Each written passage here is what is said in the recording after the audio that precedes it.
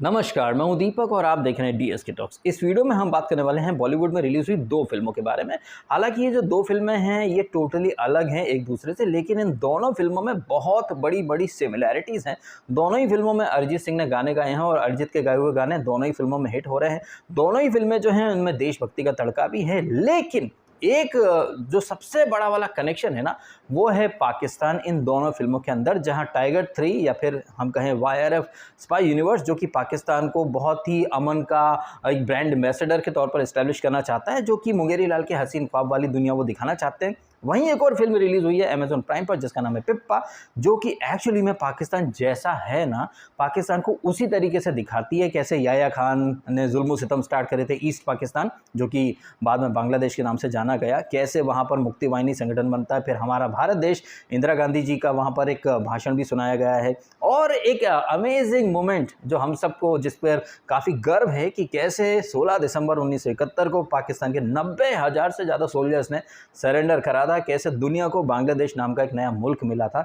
ये सारी चीज़ें एकदम एज इट इज़ आपको दिखाई गई हैं, जैसे कि इतिहास में घटित हुई हैं। वहीं दूसरी तरफ है टाइगर 3, जो कि एक अलग ही दुनिया में आपको लेकर के चली जाती है, जहां पर पूरे पाकिस्तान में ऐसा कोई भी नहीं है जो कि डेमोक्रेसी को बचा सके, और पाकिस्तान में डेमोक्रेसी को बचाने के लिए टाइगर जाता है। यही नहीं मित्रों, मजाक यहाँ पर ख़त्म नहीं होता है। मजाक की इंतहा तो तब हो जाती है जब पाकिस्तान की जो वज़ीर आज़म बनी है वो एक डायलॉग बोलती हैं कि पाकिस्तान तो हमेशा से अमन चाहता है।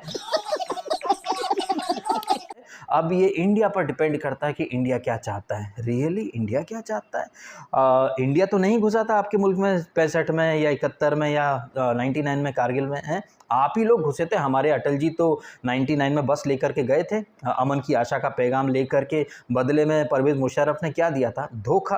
तो वो पाकिस्तान जिसकी फितरत ही धोखा देना है, उस पाकिस्तान को ये टाइगर 3 के थ्रू एकदम अमन का ब्रांड एम्बेसडर डिक्लेयर कर रहे हैं। वहीं दूसरी तरफ है पिप्पा, जो कि आपको हकीकत में लेकर के जाती है कि 1947 में पार्टीशन तो हुआ था। कहने को भारत और पाकिस्तान दो टुकड़े हुए थे, लेकिन पाकिस्तान के भी दो टुकड़े हुए थे, एक ईस्ट पाकिस्तान, एक वेस्ट पाकिस्तान, लेकिन चलती सिर्फ वेस्ट पाकिस्तान की थी। और कैसे वेस्ट पाकिस्तान में बैठे हुए लोग बांग्लादेशी लोगों का हक छीन रहे थे, हक मार रहे थे। कैसे बांग्लादेश के जो लोग हैं वो जुल्म सितम के शिकार हो गए थे, जान माल सबके लाले पड़ गए थे। काफ़ी सारे लोग भाग करके शरण लेने इंडिया आए थे। फिर कैसे इंसानियत के तकाजे को ध्यान में रखकर भारत की सेना ने फिर वहाँ से ईस्ट पाकिस्तान से पाकिस्तान को खदेड़ा। फिर 90,000 पाकिस्तान के सोल्जर्स ने सरेंडर करा। अच्छा, यहाँ पर एक आउट ऑफ सिलेबस वाली बात मैं कहना चाहता हूँ कि अक्सर ना मैं यूट्यूब पर कुछ वीडियोस अक्सर आ जाते हैं वो फीड में, तो वहाँ पर पाकिस्तान के जो मीडिया वाले वो रिएक्शन चेक करते हैं अपनी आवाम के साथ। तो वो लोग कहते हैं कि पाकिस्तान हमेशा हर जंग जीता है। मतलब आप देखें कि क्या ज़बरदस्त तरीके से ब्रेन वॉश किए गए हैं वहाँ पर लोगों के। बिल्कुल उसी तरह जैसे हम पर हिस्ट्री बुक्स में थोप दिया गया कि मुग़ल अच्छे थे, ये था वो था दुनिया जहाँ का। पाकिस्तान के कुछ लोगों के मुंह से जब मैं बातें सुनता हूँ ना कि 71 वो जीते, 65 वो जीते, कोई सरेंडर, अरे भाई साहब आप लोग ये पिप्पा देखें, आपको तो वीडियो क्लिप्स देखने को मिल जाएंगे कैसे पाकिस्तानी आर्मी की बैंड बजा करके रख दी थी। लेकिन पाकिस्तान की हिस्ट्री बुक्स में लिख दिया कि भाई 65 वो जीते, 71 वो जीते, 99 वो जीते। लेकिन हकीकत जो है वो टोटली अलग है। और हकीकत क्या है? हमने 65 भी जीता, हमने 71 भी जीता। बांग्लादेश का जो जन्म हुआ उसमें हमने एक इम्पॉर्टेंट भूमिका अदा की है, बांग्लादेश के लोगों को उनका हक दिलाया। ये जो सारी चीज़ें हैं ये कैसे घटित हुई हैं, क्या क्या वहाँ डिफ़िकल्टीज़ थी। और ये जो फिल्म है पिप्पा, जिसमें कि लीड रोल है ईशान खट्टर का, जो कि मनमौजी टाइप का फौजी है, कोई प्रोटोकॉल फॉलो नहीं करता है। लेकिन और हाँ, ये जो बंदा है ये बांग्लादेश के बारे में बोलता भी है ना, वो हमारे लोग हैं ना वो हमारी जंग है, हमें क्या मतलब है। मतलब एक ऐसा इंसान जो कि केयर फ्री है, किसी तरह की बंदिश में नहीं रहना चाहता, किसी के पचड़े में नहीं फंसना चाहता। लेकिन जब ये बंदा कि रिफ्यूजी कैंप से गुजरता है, लोगों की तकलीफ़ें देखता है, तो वो उनकी जंग को वो अपना बना लेता है। और फिर ऐसी ऐसी जगह जहाँ पर टैंक पानी में नहीं जा सकते, एक पिप्पा नाम का टैंक कैसे वो पानी के थ्रू पार करके जाते हैं, बांग्लादेश के मुक्ति वाहिनी के साथ मिलकर के काफ़ी अच्छे तरीके से चीज़ों को दिखाया गया है। तो जब एक तरफ आप पिप्पा देखते हैं तो आपको एक अलग ही दुनिया दिखती है, और एक तरफ आप टाइगर 3 देखते हैं तो आपको अलग ही दुनिया दिखा दी जाती है, जहाँ पर रॉ भी बकवास है। आपने पठान में देखा था ना, रॉ का एजेंट विद्रोही हो गया है, ये है। और आपने देखा भी है ना भाई, पठान की गर्लफ्रेंड भी पाकिस्तान की और ये टाइगर की गर्लफ्रेंड भी पाकिस्तान की। पाकिस्तान ससुराल है, ससुराल में प्रॉब्लम है तो दामाद को जाना ही पड़ेगा, और दामाद जो काम कर रहा है वो भारत सरकार से छुप करके कर रहा है। अब यहाँ पर ना ये टाइगर 3 कहीं ना कहीं बजरंगी भाईजान से मिल जाती है। बजरंगी भाईजान में भी आपने देखा था बीएसएफ कहीं आर्मी कहीं सरकार से छुप करके बजरंगी भाईजान जाते हैं मुन्नी को पाकिस्तान छोड़ने, और यहाँ पर भी सरकार से छुप करके अपने ससुराल यानी पाकिस्तान में मदद करने के लिए वापस से पाकिस्तान पहुँच जाते हैं उन्हीं गलियों में जिसमें एक टाइम पर ये टाइगर जो हैं ये बजरंगी भाईजान बन करके मुन्नी को छोड़ने गए थे, उन्हीं गलियों में वापस से पहुँच गए हैं टाइगर उसी अंदाज में, यानी कि सरकार की नज़रों से छुप करके। और ये जो चीज़ें हो रही हैं टाइगर फ्रेंचाइज में फर्स्ट टाइम नहीं हो रही हैं, आपने टाइगर 3 में भी देखा था एक मिशन को आईएसआई और रॉ वाले मिल करके करना चाहते हैं। मुझे लग रहा है कि गांधी जी और नेहरू जी ने जो मेहनत करी थी देश के टुकड़े करने की, कहीं ना कहीं वाईआरएफ यूनिवर्स वाले इंडिया और पाकिस्तान को मिलाना चाहते हैं, जो कि संभव नहीं हो सकता है क्योंकि हम तरक्की चाहते हैं, दूसरों की मदद करना चाहते हैं, और पाकिस्तान सिर्फ और सिर्फ दूसरों की बर्बादी ही चाहता है।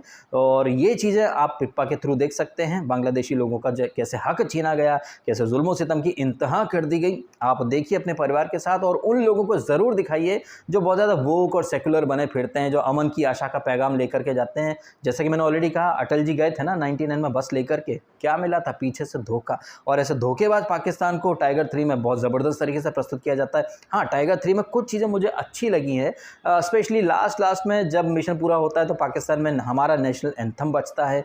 हसन नाम का जो लड़का वो एक कुर्बानी देता है, हमारा रॉ का एजेंट, उसे आईएसआई का एजेंट ही जो कि कल तक दोस्त था, कैसे गला काट देता है। तो टाइगर 3 में कुछ चीज़ें मुझे अच्छी लगी हैं, वहीं कुछ चीज़ें नेक्स्ट लेवल का क्रिंज है। मुझे तो हंसी आ रही कि कई सारे लोग शाहरुख खान के कैमियो और उनकी एंट्री के ऊपर तालियां बजा रहे हैं, जबकि वो कतई क्रिंज है। मैं समझ रहा हूँ कि शाहरुख खान का जो एंट्री वाला सीन था उसने तो मिथुन चक्रवर्ती की जो क्रिंज सीन्स है ना उनको भी पीछे छोड़ दिया है। नेक्स्ट लेवल का क्रिंज सीन है। और ये जो टाइगर 3 है सिर्फ मसाला फिल्म है। हाँ, देखने में काफ़ी मनोरंजक है, एंटरटेनिंग है, आप सीटी मारेंगे जिस तरह से एक्शन है, बट कहानी के नाम पर कुछ भी नहीं है। कहानी के नाम पर वो सिर्फ एक प्रो पाकिस्तानी एजेंडा चलाना चाहते हैं, पाकिस्तान को दुनिया में बहुत ही अच्छा दिखाना चाहते हैं कि पाकिस्तान हमेशा से अमन पसंद रहा, ये रहा वो रहा। अमन पसंद रहा है तो 1948 में कश्मीर में घुसा है, फिर से 65, 71।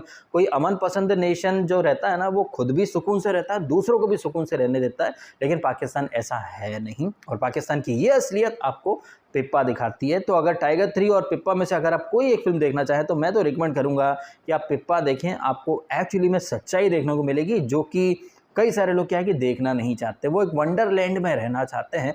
तो ऐसे वंडरलैंड में रहने वाले लोगों को जगाने की कोशिश करती है पिप्पा। और अगर आप सिर्फ टाइम पास के लिए कुछ देखना चाहते हैं तो भाई आप टाइगर 3 देख सकते हैं, और उसमें भी कुछ बहुत ज़्यादा बुराई नहीं है, बस यही है कि वो प्रो पाकिस्तानी एजेंडा कुछ ज़्यादा उसमें दिखाया गया है, जिसका हकीकत से कहीं कोई लेना देना है नहीं। अब ये है मेरा एक रिएक्शन इन दोनों फिल्मों के बारे में और इनकी सिमिलैरिटी या इनके कंपैरिजन के बारे में। आपके क्या है रिएक्शन, आप भी कमेंट करें। आपने समय निकाला, वीडियो देखा, आपका बहुत बहुत धन्यवाद। Thank you so much.